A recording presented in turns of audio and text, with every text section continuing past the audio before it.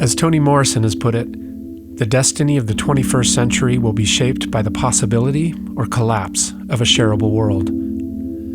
Welcome to our podcast, where we explore the history, theory, and practice of democratic socialism with our guide, Big Mike. What can we learn from the past to help us create a better, more shareable world in the future?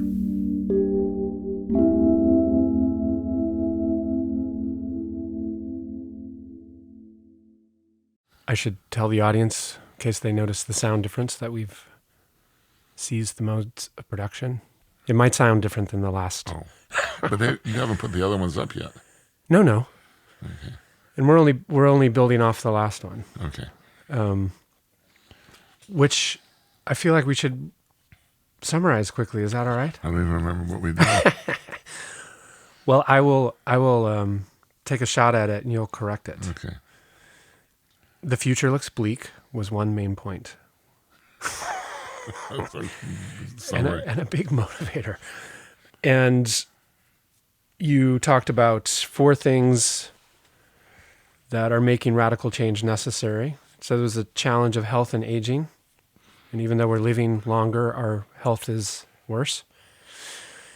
The question of work with the advances of science, AI, declining jobs and so forth, increasing population, and the environmental crisis, where even the optimists say we have a generation or two to figure this out. And then the point, I think, which a lot of people are aware of these crises, but they don't necessarily appreciate the systemic nature of them, that solving them requires radically new thinking about how we do things. That might be the good point to emphasize and take off from that point.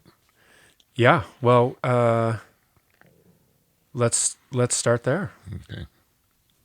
We're entering actually a period now with this 2020 election coming. And what I'm finding absolutely fascinating is the evident inability of all the people contesting for the presidency and all the groups who want one or another candidate or want to push their own particular issues to recognize that we don't live in a world in which issues can be individually separated one from the other. Mm-hmm. That we actually live in a world which is very systemic, in which everything is really connected to everything else. And everybody is connected to everybody else. And that's not a kind of romantic, all men are brothers, or today, I guess, all people are brothers kind of thing, or all people are brothers and sisters. No, best yet, all people are siblings. No, that's not the point.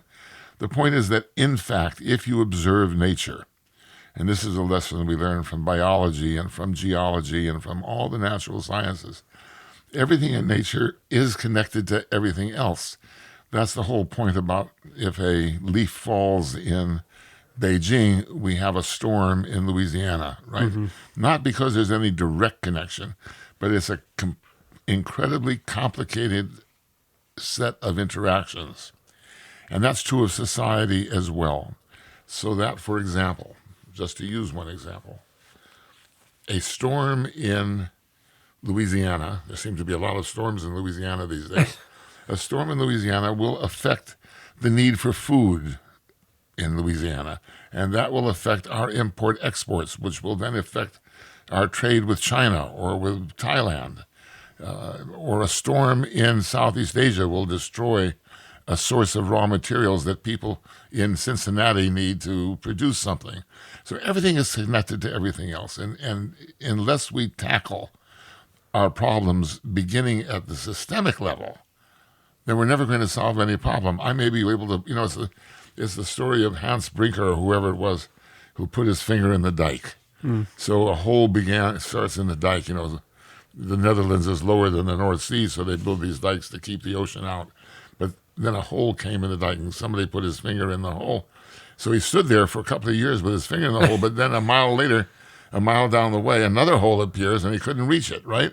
So we can fix one problem, but then another one appears, unless we recognize as the starting point the systemic problems that we face and work out from there. Mm-hmm. So I think that's an incredibly important thing for us to keep in mind, and especially at an election time, everybody pushes their own excitement, their own enthusiasm, not realizing that what they're interested in is going to affect everything else, and we need to think in those terms, and we don't. We're not trained to think systemically. So what would that look like from a candidate? Just acknowledging the systemic nature of things and... Well, for example, from the point of view of the elections, what it means is that we need to have, and this is not electioneering propaganda. I'm proposing this as a very serious political and intellectual challenge. When we say we need a vision, we don't mean by that a vision of make America great again or make America democratic again. Those are slogans. Those aren't visions. What we need to have is an analysis of our society. More than that, we need to have an analysis of our political economy. We need to understand how our political economy works, how intricate it is. We should begin building up reserves of social scientists who understand that if I push on this issue, then that issue over there is going to pop up, and I have to be able to think systemically, laterally, not just horizontally. Right. So I think this is very serious, and I think that's what we mean by vision. We need social scientists.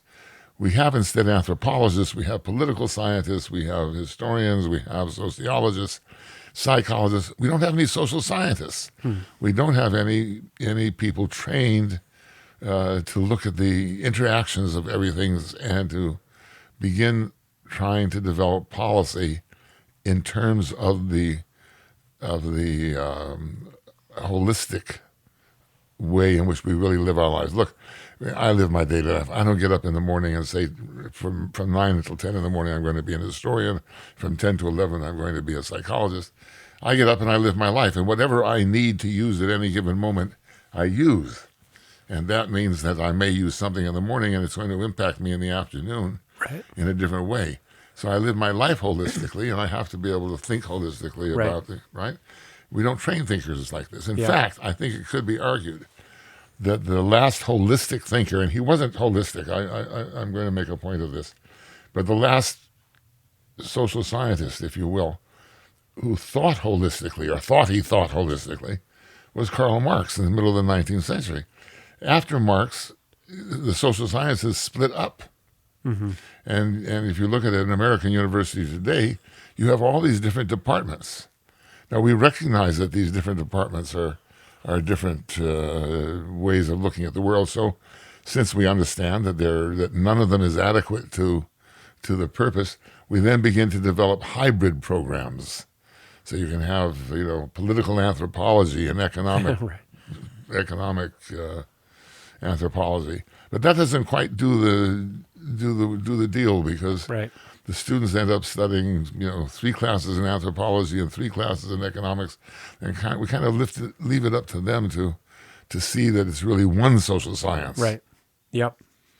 Well, so our topic for today is using the idea of culture to think about the whole, but I have a question for you before we talk about that, because one of the things I think about is I think there are people who understand the systemic nature of our problems, but then come to, you could say, the rational conclusion that they need to position themselves to protect theirs.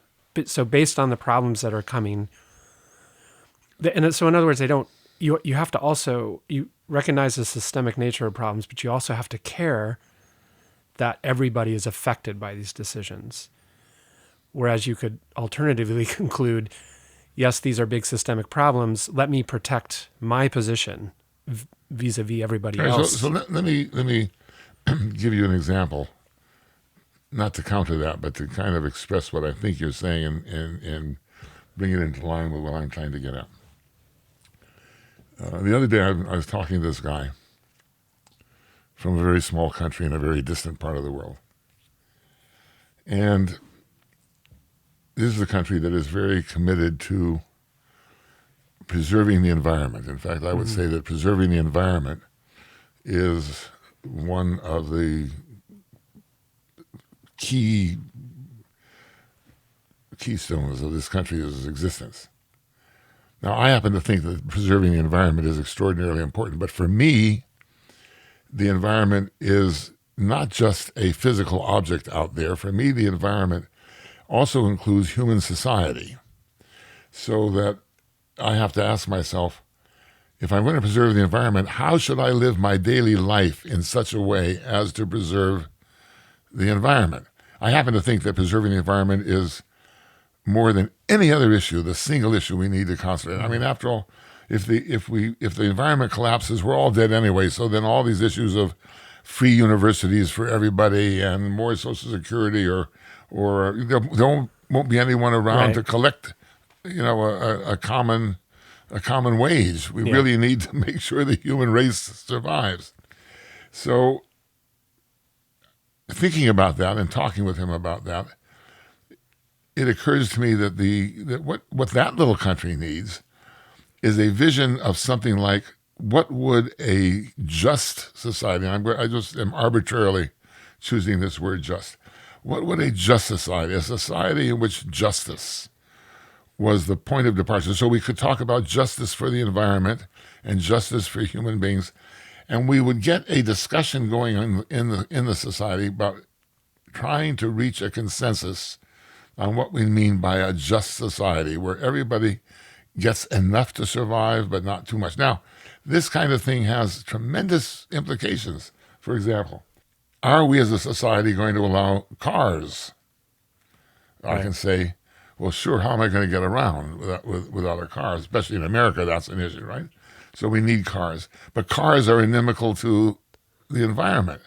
So perhaps I have to say, if I'm going to invest, right now we're talking in America a lot about investing in superstructure. What would be the most important thing to invest in when it comes to superstructure? If cars are inimical to the environment, and if the environment is a primary concern, then maybe our investment has to be geared toward public transportation and towards development of those kinds of fuels for public transportation that aren't ruining the air. That's not a competition. That's not a market competition between fossil fuels and sunlight, right? And sun power. That's a conscious decision for investment in such a way as to pursue a vision which we have all agreed upon, right, will guide us in our decision making. And that decision making has to do not only with investment in infrastructure, but in education. What are we going to educate? How do I want to educate my children to live in the kind of world that we're talking about? Capitalism, and I think this is a really interesting moment to raise this, because all of a sudden we are aware that capitalism is only one among other systems, right? Yeah. Most of us were taught, anybody my age was taught in school, that capitalism is all there is. There's always been capitalism. It's natural. All of a sudden today people are saying, well, maybe capitalism doesn't work as well as it says. That implies there are other systems that might work a little bit better, or that capitalism could be reformed, right? So once we raise that issue, all kinds of conversations open up. So it may be that the market model on which capitalism rests is not the model to decide the kinds of issues we're talking about. Right. So, for example, the idea of a free marketplace in which we each maximize our own interests by going into it, right? The standard explanation of what free market capitalism is may be quite contrary to the survival of the human race. Mm-hmm. Maybe it isn't that we should each maximize our own interests, but we have to agree not to maximize our interests. Right. Then maybe we need to think about living our lives a kind of holy poverty. Maybe we have to agree as a culture that we're not going to exploit nature as much as we possibly can, but rather we're going to refrain from certain things. In America, we have the idea, if you can do it, do it. That may be one of the most dangerous ideas in the history of the human race. Mm-hmm. Yep. Maybe we have to say, if you can do it, think twice. Right. Yeah, okay, good. Well, so let's transition to this idea of culture as a way of thinking holistically. I think very crucial to all of this kind of thinking is this concept of culture. And it's an interesting word because we use it constantly, and it has very little specific content. I think, for example, one of the ways in which we use it refers to ethnicity. Today we talk a great deal about ethnicity. In America, this is particularly a problem, right? So we kind of assume that culture and ethnicity mean the same thing. Of course, as we know, often that means going no further than food. I mean, a basic expression of culture is food, but that isn't quite what I mean by culture. So ethnicity may or may not be part of culture. I'm going to try to define culture a little bit differently, as you'll see. Or we may talk about high culture. High culture means sort of the products of the mind, the great symphonies, the great novels, the great poets and painters. If you think about that definition of culture, that's a very class-based concept of culture. One of the interesting things is to go to a concert of Beethoven or Renaissance music or whatever, and observe the open quote ethnicity close quote of the population in that concert. You will find by and large that the concerts that we call representative of high culture are white upper middle class American audiences. So in that case, the word culture begins to have a certain class connotation. It has an anthropological connotation. In fact, it really wasn't until the middle of the 19th century that people, particularly in Europe, became aware of the fact that there were all of these people living in Africa and in the Americas and in Asia who were different from them and who dressed differently and spoke different languages and ate different food. And so there the word culture becomes a kind of catch-all for the differences in daily life experience from one to the other. I think it's something else. So let me try to explain how I think we ought to begin thinking about culture in the 21st century. To begin with, by and large, there seems to be a turn back in our contemporary environment from a deep concern with material objects and with the material aspect of our lives, and a return to what people seem to call spiritual. Something's going on. I find among students, for example, that it's really remarkable that as we run up against seemingly intractable problems, like finding our way through the thicket of environmental preservation, right? That students are turning more and more to a certain kind of maybe mysticism, a certain kind of search for values that transcend the material. I think that's very significant. I think there's a reason for this. The social sciences, economics primarily, but also all the other social sciences, get started in the middle of the 19th century. They begin to take form in the second part of the 19th century and begin to find their institutional as well as intellectual expression at the end of the 19th century and the first half of the 20th century. Already, by the way, today, these social sciences are wandering in the desert. Anthropologists will come along and say, well, what is anthropology? What should we be studying? And they begin to debate among themselves, and often the debate about what they should be doing takes precedence over studying what it is they should be studying. Right? They suffer an identity crisis along with all the rest of us.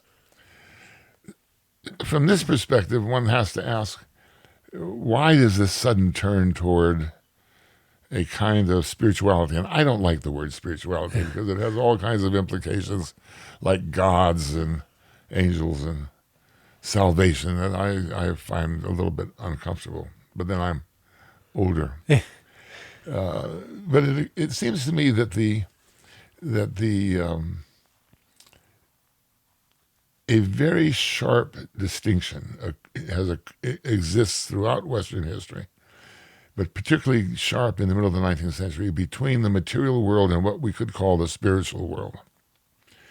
and that it's very natural that in the run up to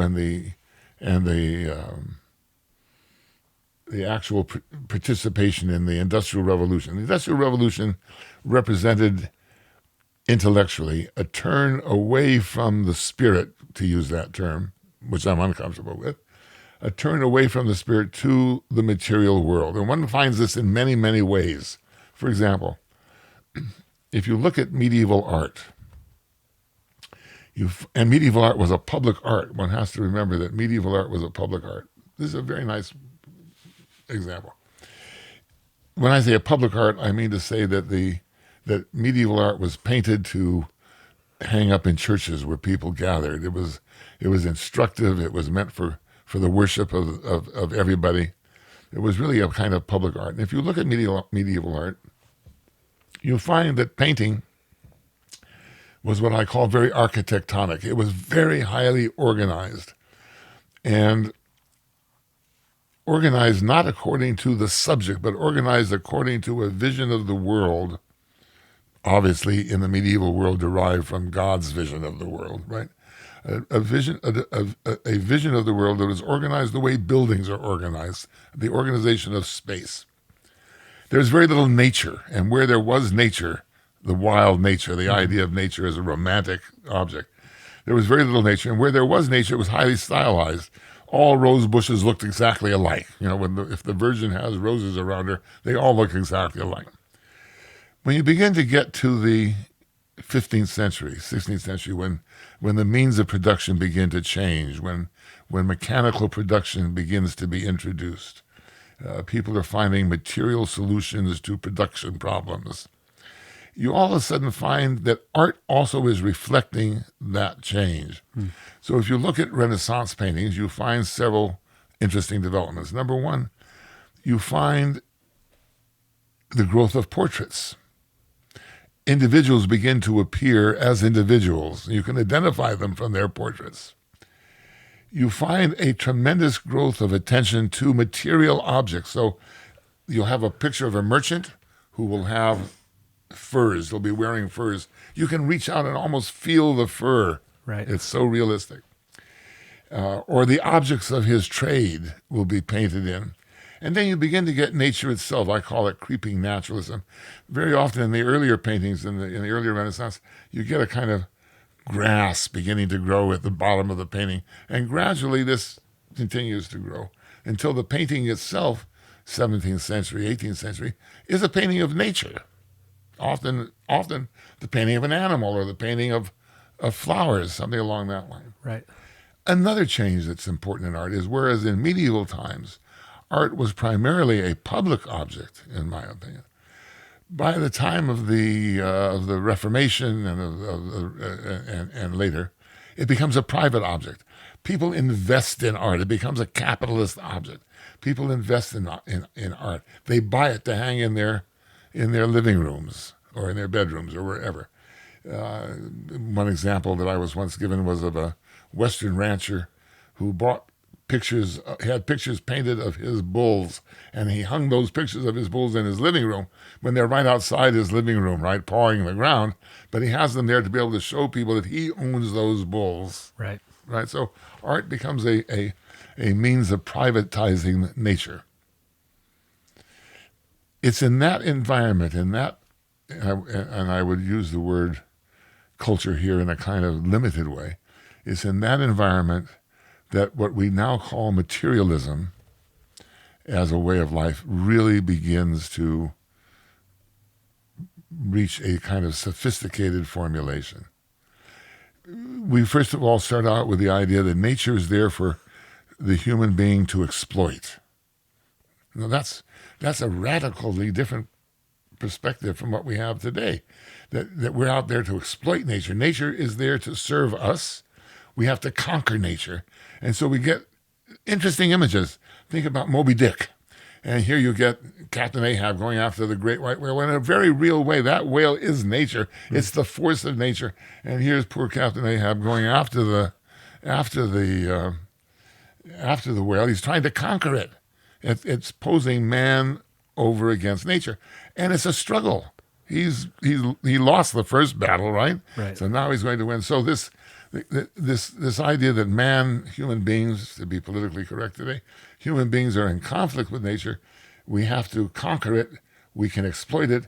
The improvement of human life depends upon deeper and deeper exploitation of nature, is very much the context within which materialism develops as a way of life.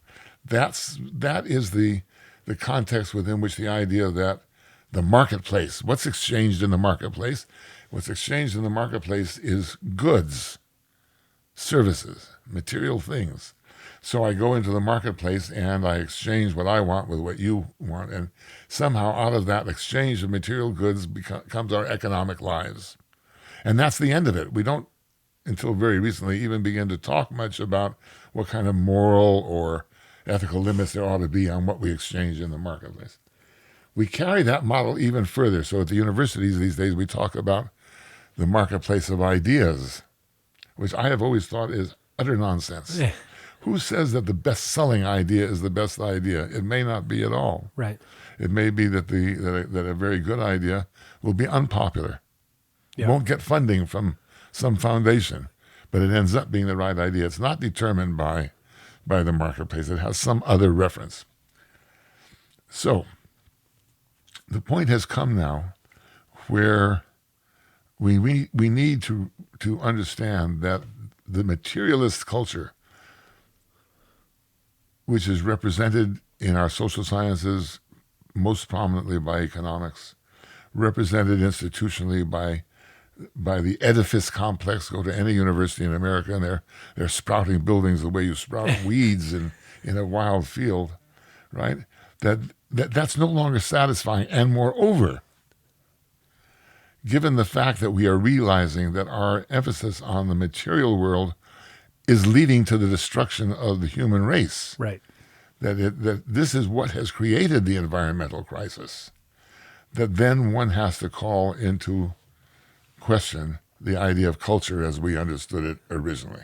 Now, young people, not only young people, all kinds of people, turning towards what we call the spiritual, is looking for that domain, that area of experience that is not encompassed by the material. I don't have to call it God.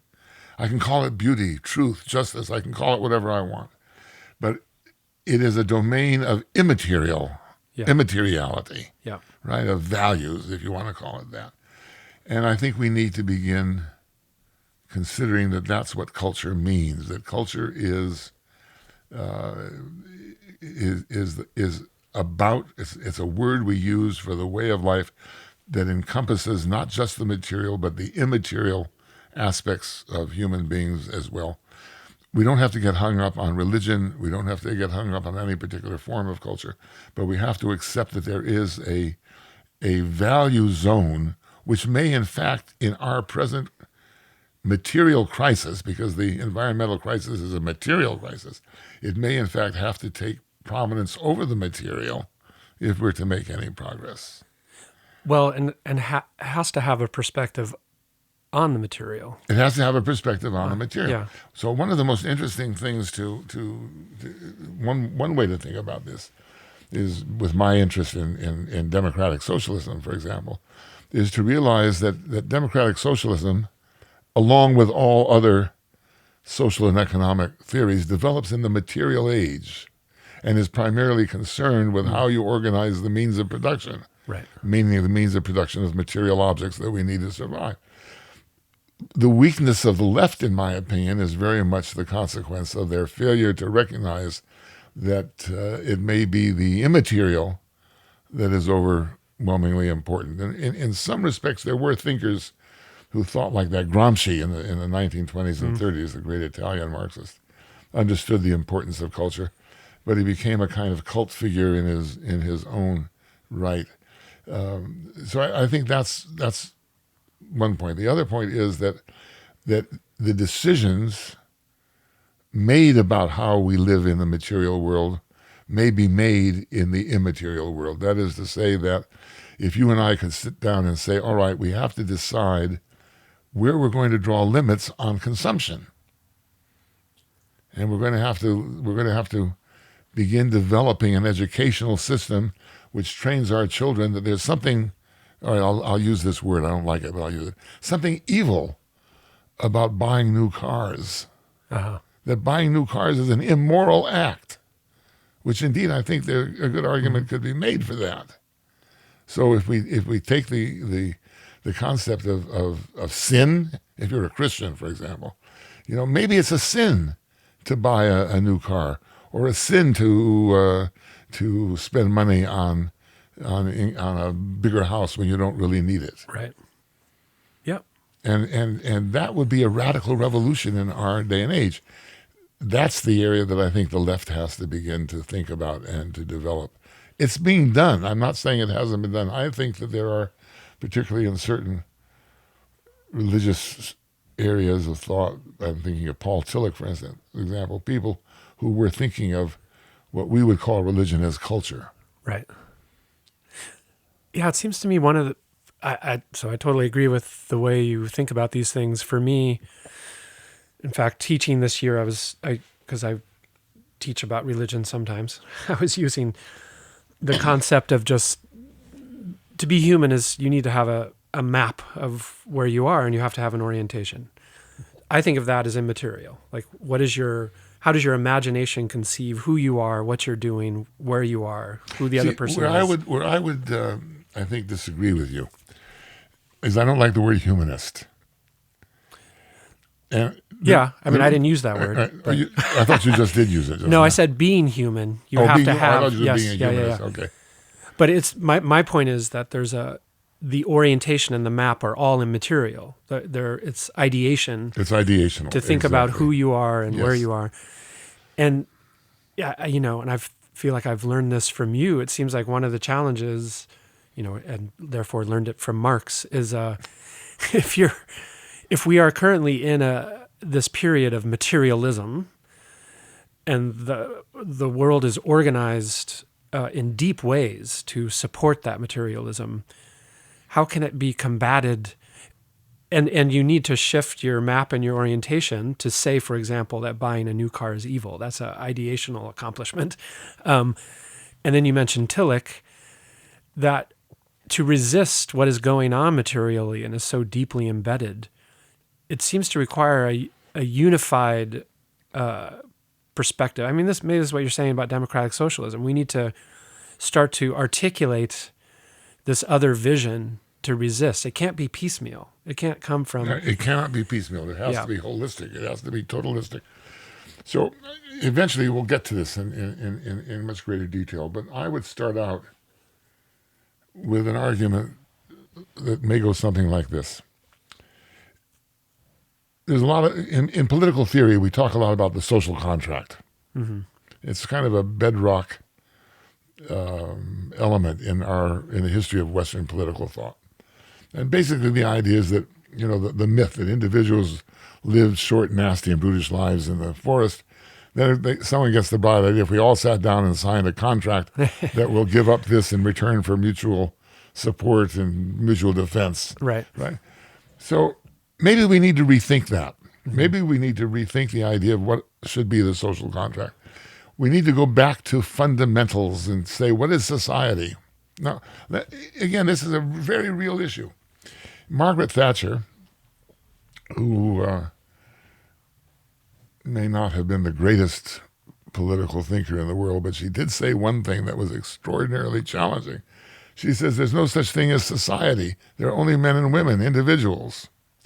And she represented, of course, the extreme neoliberal position in politics in England in the 1980s, 70s, and 80s.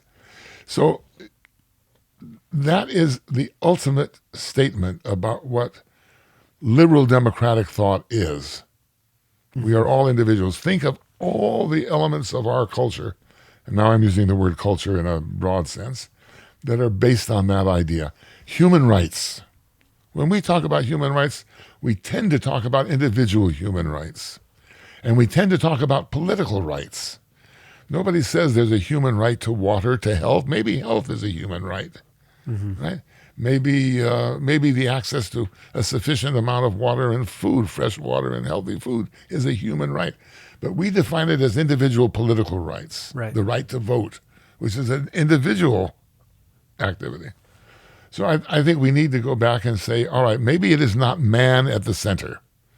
Maybe it is not man that is the measure of all things, but in this world we're facing now, which is a radically different kind of world with radically different problems, we have to say, maybe the system is at the center.